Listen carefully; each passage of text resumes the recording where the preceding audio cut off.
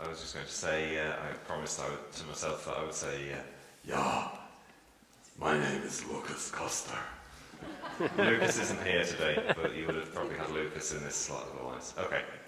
Zellho fer? Yeah, something. Okay, thank you. From Berlin State University. Okay.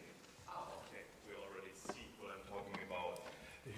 Whoever's wondering about this StabiEXIT thing, what does it mean? It just means state library in German, so this is why it's StabiEXIT. It's not a new paradigm of programming or whatever.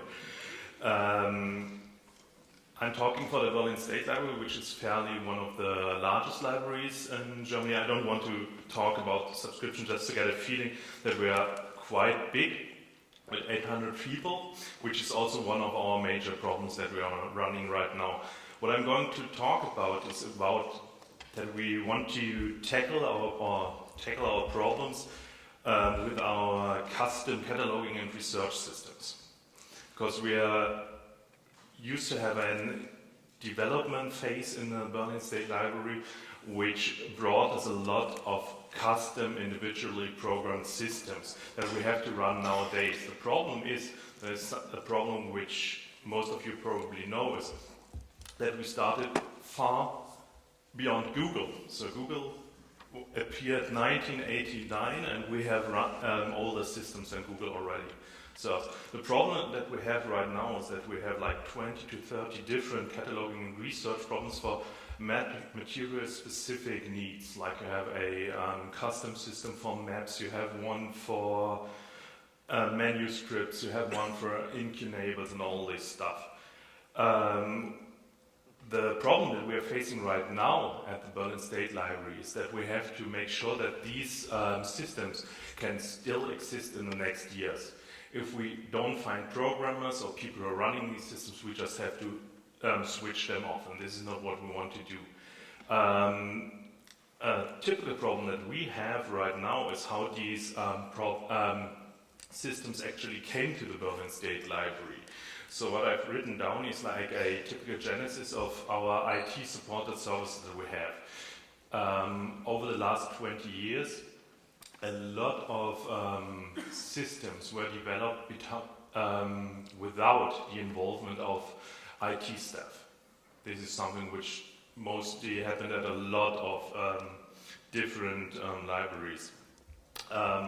This was partly due to the fact that we didn't have enough IT staff, or that there was project funding, so someone else paid for it, and even paid for the programmers, and the programmers delivered their artifacts to the Berlin State Library, and we had to run it. So this is the state we're working with right now.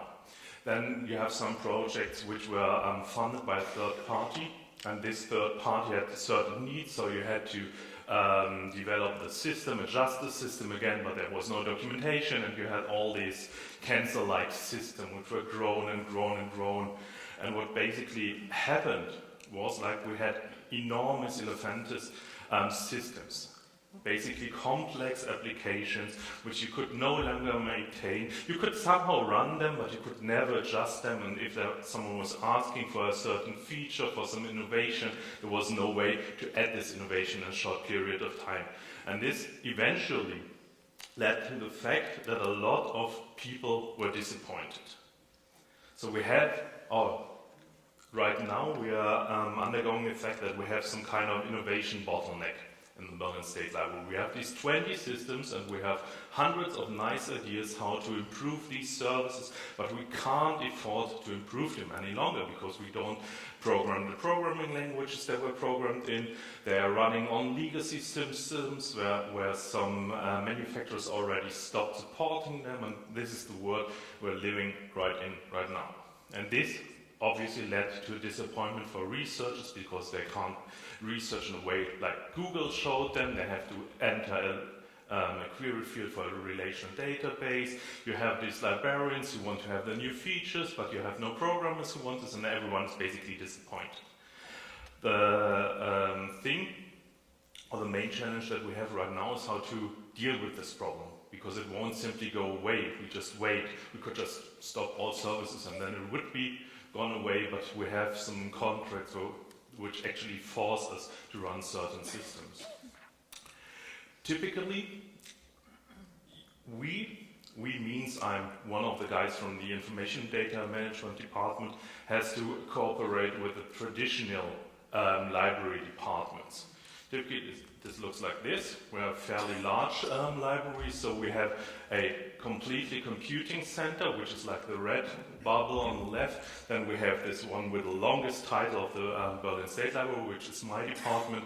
And then we have innovation management as well. And typically, you as a librarian from the manuscript department, for example, would discuss with us. And the things that I'm going to talk about in this talk is basically the communication or the problems that we want to address with this microservice approach with an agile development process will be these two fields.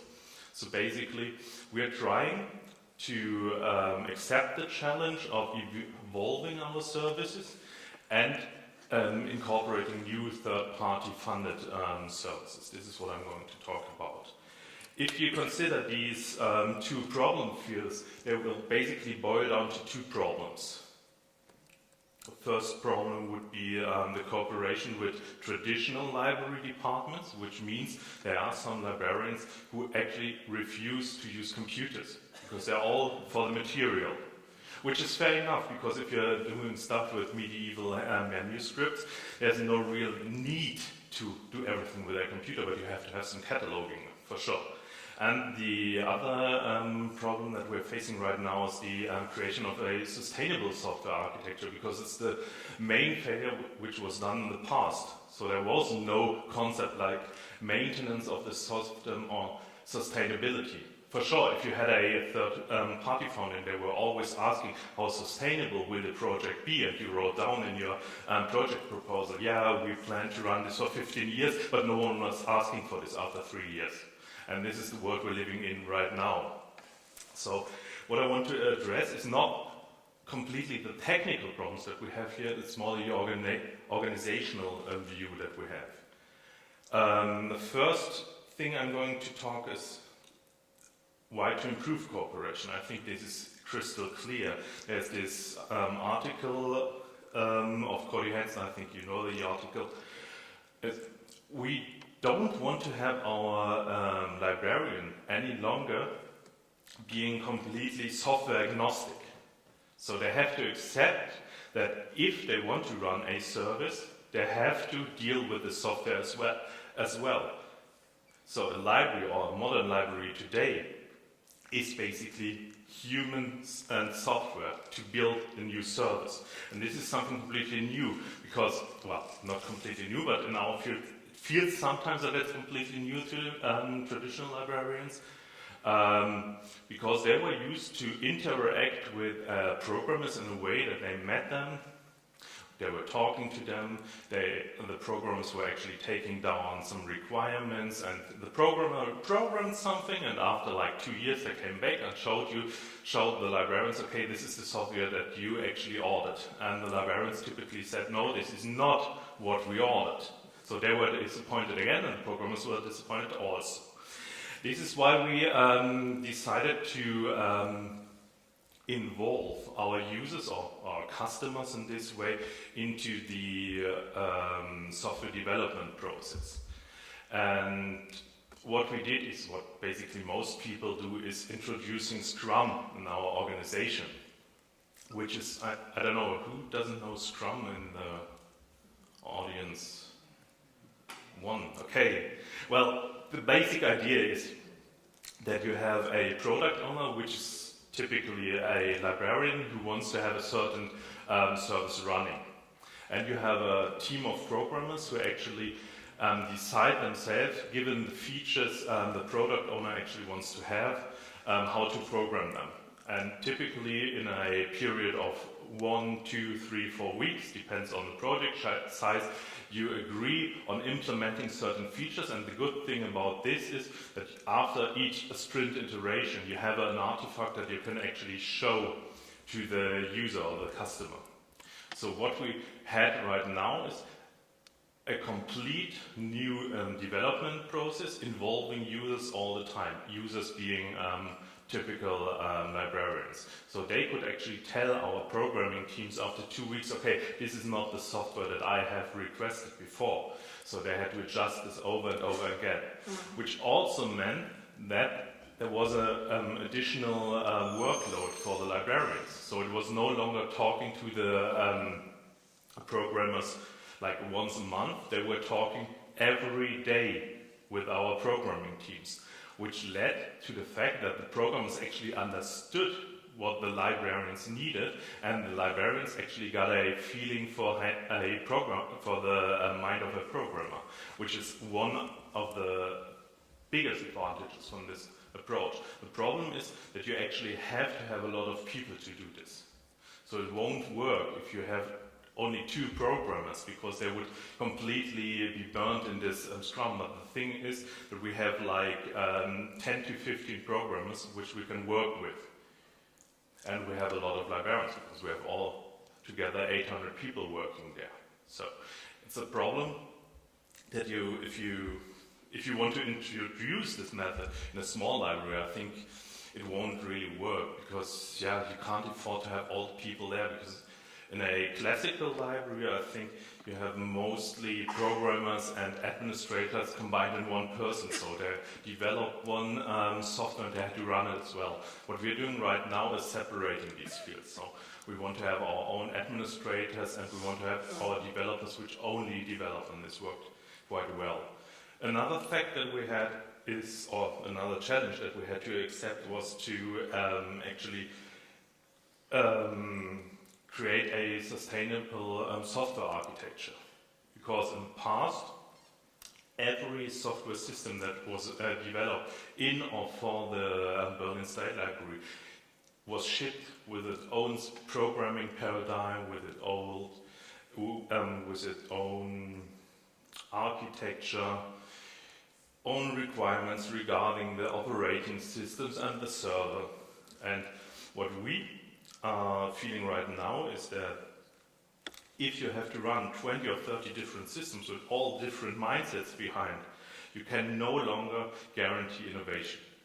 So this was our main point of motivation, why to consider or reconsider the software architecture at the Berlin State Library. So another problem that we had was that we wanted to limit the complexity of our software dependencies, because now it's like, or in the past it was like some librarian asked for support by a programmer. This programmer actually programmed something, and this very programmer actually had to run the system for the whole lifetime of the system, because he or she was the only one who actually knew how many dependencies of the software were somewhere hidden.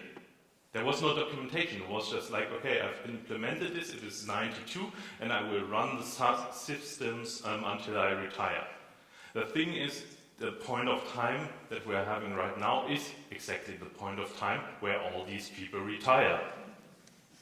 So some of them came back, we gave them some contracts to actually document the things that they have done over the last 20 years, but this is not the way I want to work in the future. Another thing was, I talked about this before, we want to shift efforts of typical maintenance work from developers to DevOps or administrators. Because the problem that we're having right now is if you program something, you have to run it as well, which means an actual programmer can, for example, only program like 3 or 4 different sets of software, and then all his or her capacities eaten up. Because then this developer actually turns into an administrator, a pretty bad decision. Because this would also mean there will be no more innovation after all the capacity of this very program is consumed. Another demand that we had was we needed a software architecture which would cope with varying resource demand. Because sometimes we had like problems of accepting metadata transfers to Europeana. So they were basically crashing our systems because we couldn't provide all this computing capacity that we had to do. Another problem that we were facing was we could actually not monitor all these software systems. It was just like someone was calling us by telephone and asking why is the software or the service no longer accepting any calls from whatever web server. And then we had to check, okay, what's working there, and then we had this problem, okay, the programmer who programmed the system 20 years ago was on vacation, so you could actually find no one who could actually say what to do with this certain service. And we want to get rid of this problem. Another thing is that we want to have some kind of centralized infrastructure. For example, consider the holiday seasons. So someone has to work during Christmas and New Year's Eve. And this is like the worst period of time to work at the Berlin State Library, because there will be definitely one system which will crash, and you have virtually no chance to find out why it crashed and actually to see a log file. If your head librarian is calling you and saying, hey David, what's the problem? The system is no longer long. Tell me how long it takes until the system is up again. I can say, well, I don't even know which server is affected and where the log files are located. So we want to get rid of this problem as well. And another special demand that we had was we wanted to accept the coexistence of different programming languages and software architecture to a certain degree. Because if you're doing back-end program, you would typically stick to Java. If you're doing some front-end stuff, the front-end guys will probably do JavaScript and all this stuff. So you have to find something which can actually cope with different programming languages. And this comes to the decision that we actually wanted to evaluate the microservice pattern. We talked about this, or we heard a talk about microservices this morning, so I'm not going to talk too much about the technical infrastructure, but what we did was we migrated one legacy application, which was a cataloging system for incunables, old Prince, and in the second project phase, we evaluated the microservice platform infrastructure, which is a tool set that you need to run this microservice thing. Now you might wonder what a microservice actually is. A microservice is an approach to developing a single application as a suite of small services, each running its own process. Basically nothing else than an evolution of modular programming, or if you want to have a more modern past buzzword, you would say software as a service. The core idea is that you try to figure out which kind of functionalities do you actually have in your systems, and you encapsulate them into small parts which can be run separately and deployed separately, and they have to communicate over the network. And the good thing is it's also platform agnostic, because the interfaces between all modules or microservices is basically defined over HTTP, RESTful, and all this stuff that we heard this morning. So if you compare this to a classical software architecture, you would have the monolithic architecture on the left, which is like the classical thing you had. You talk to a programmer, the programmer disappeared, programmed something, and turned back with an enormous software package telling, okay, this is the software which will check all your demands. Next thing is microservices. You would actually team up different teams, and they would be in charge of implementing each microservice, all providing a very small functionality, for example, authorization. Another one could be data management. What comes with this microservice approach is also that you have to introduce a continuous deployment, continuous integration concept into your organization. So what our microservice teams basically do, they're using Git to version their source code. They have to use Jenkins for a automated build. They do a lot of testing. We talked in the workshop about testing. So basically, they run automated tests every time they commit something to the system, and they have an automatic deployment as well. Now, you wonder how complex these systems can come. They can come pretty complex. This is the system that I was talking about before. And what you see there is that you have, it's all in German, so you might wonder what it actually says. On the left side says search functionality, you have some document management, you have identity management, you have an editor domain, and all these functionalities that you actually need to do cataloging and research are separated processes. So if we have a problem with our document management, which means that you can no longer commit any alterations to your XML files or whatever, you can deploy more of these microservices to scale out. I will show you that this actually worked. And the good thing is, you might see these platform services boxes all there. The thing is, the microservice approach is bringing you an infrastructure as well. This infrastructure is called platform services, which brings you all this functionality that you actually want to have, like logging how your microservices work, monitor them, to configure all these microservices, to do load balancing if you have a problem with bandwidth, for example. And they give you services to guarantee a fail-safe operation. And this is all done by some kind of abstraction. So your software is no longer talking to a certain microservice or software component. It's more asking for typical service it needs to consume in form of a service registry. So the main idea is that you basically open a telephone book and ask, okay, is there some service which can actually give me the service of saving textual documents? And the service registry is telling you, okay, you can do this here, here, and here. And then some magic happens, basically, and your microservices will talk to each other. Otherwise, I had to go into the technical details. But the idea is pretty clear, and by using the service registry, you also get into this chance of doing dynamic load balancing, for example. So what we tested here was we had 3 different microservices of the same document management. So basically, you can imagine this like a database system which we're running.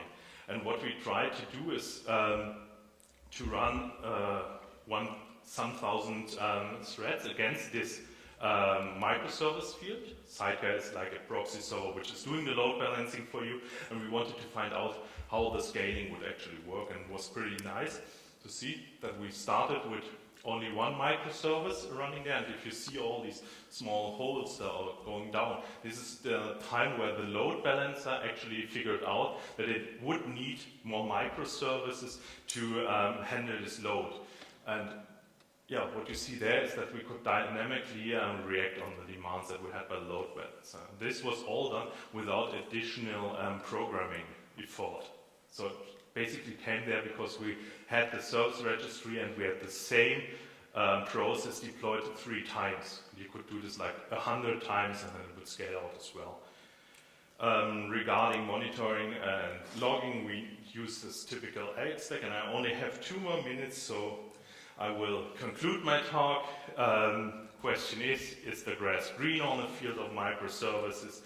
And I would say it's not in every case, because the problem of introducing microservices, basically you have to train your programming teams, because they have to program more, because they're now no longer programming monolithic stuff, they're programming distributed software systems with all this overhead and all these problems that you actually have with distributed systems. You have to put an additional burden onto your infrastructure as well, because you need these platform services. There has to be a service registry, and there has to be maybe some Docker infrastructure and all this stuff. And another problem is as well, you have to determine the size of the microservice. This is something which you can not predefine. So the microservice has to be fairly small, but it has to be huge or big enough to actually address the problem that you have. And if you do this with teams, with librarians using Agile methodology, these librarians also have to keep the big picture of the library in mind. So they have to say, okay, maybe someone else would like to use this as well. Advantages of this microservices approach is that it actually is less complexity per microservice. The overall complexity stays the same, that's clear. you have a limited architectural erosion risk. If you have like 20 different microservices, and one microservice that you actually used is completely outdated because you use a programming language no one is any longer using, you only have to reprogram this one microservice. Another thing is, if you take it serious of introducing microservices, you get all this automation and testing process into the organization, which is nice. Because if you have an automated testing, you're much more flexible of integrating or migrating your software from one software version to another software version. Or if your operating system changes and all this stuff is introduced there. You get standardized maintenance tasks, which is also nice because your administrators have to look at one location to see if something is working or not. And you can even include legacy applications because everything is done over HTTP, so you can basically write a wrapper code about an old software that you can't port right now, and it still works. And the best thing is you can actually subsequently reuse extended microservices. So if you program an application which identifies itself against text files, for example, it would be fine. It would be an old-fashioned approach. If you then create another application which is using this authentication microservice, which is now checking against LDAP, for example, you would deploy this new functionality to this microservice, and the old other application could use this authentication service as well. And this is how we actually came to the conclusion that if we address new projects of evolving software and third-party projects, we will also get an effect on existing software because we can reuse all this stuff. And this is why I would say the grass is greener with microservices, at least from my perspective, although there is a lot of work that I still have to do with my team. We have to talk about front-end integration. We have to get all this stuff done at the infrastructure department because they have to install all these virtual machines, they have to learn Docker and all this stuff. Yeah, and we have to standardize our testing procedure. And thanks to my huge team at the Berlin State Library. Thank you.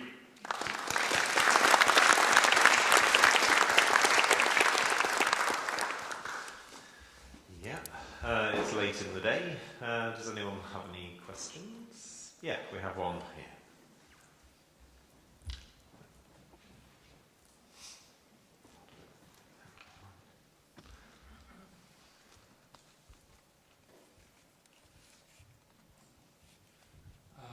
My name is Dirk Hoppner from TIB in Hanover.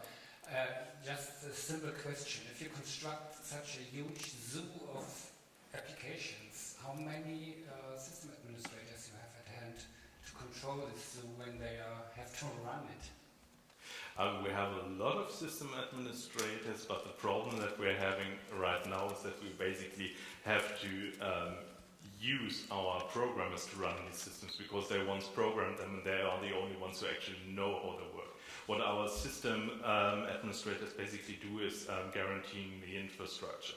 So they say, okay, our Oracle database is working, our Linux systems are working, our networking, our backup systems are working.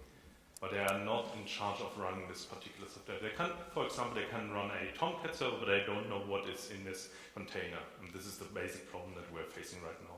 Because, yeah, we're consuming up programmer resources by programming new stuff, which is, I think, the worst thing that can happen. Yeah, I think we can take one more question. Saskia.